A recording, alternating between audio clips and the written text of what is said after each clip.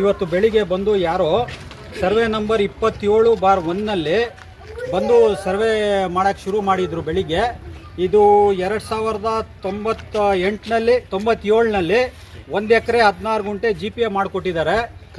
Convention ಆಗಿದೆ ಅದು.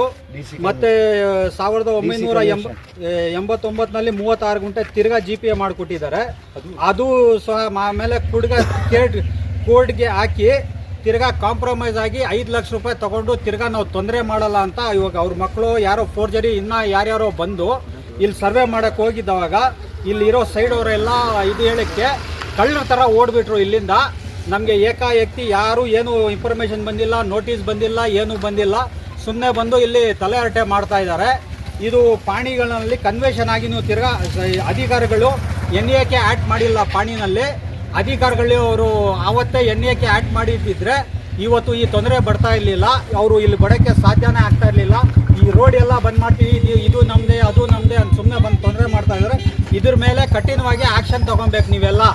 ಇದ್ರ ಮೇಲೆ NAK ಯಾರು ಇದು ಮಾಡಿಲ್ಲ ಅಧಿಕಾರಿಗಳು ಅವ್ರ ಮೇಲೆ ಅವ್ರಿಗೆಲ್ಲ ಸಸ್ಪೆಂಡ್ ಮಾಡಬೇಕು. ಇದರಲ್ಲೆಲ್ಲ ಯಾರಿದ್ದಾರೆ ಕೊಂಡರಾಜನಹಳ್ಳಿ ಗ್ರಾಮ 27/1 2 ಎಕರೆ 11 ಗುಂಟೆ ಜಾಗ, 6 ಗುಂಟೆ ಖರಾಬಿ ಎಲ್ಲ ಕನ್ವೇಷನ್ ಆಗಿದೆ.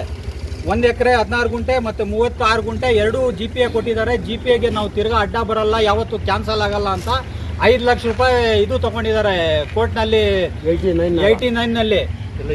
ಈ ಎಲ್ಲ ಮಂಡಲ್ನಲ್ಲಿ ಈ ಖಾತೆ 30 ವರ್ಷದಿಂದ ಇದೆ.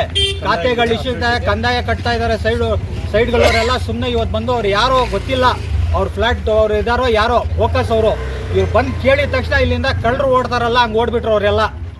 ಅವ್ರು ಯಾರು ಸರ್ ಬಂದಿದ್ದಲ್ಲ? ಅವ್ರು ಯಾರು? ಅವರೆಲ್ಲ ನಮ್ಗೆ ಇಲ್ಲಿ ಕೋಲಾರದವ್ರಲ್ಲ, ಅವರು ಕೋಲಾರದವ್ರಲ್ಲ. ಅವ್ರು ಆಚೆ ಕಡೆಯಿಂದ ಬಂದಿರೋ ಅವರು ಇಲ್ಲಿ ಇರೋ ಅವ್ರಿಗೂ ಗುರ್ತು ಇಲ್ಲ, ಇಂಟಿಮೇಷನ್ ಕೊಟ್ಟಿಲ್ಲ.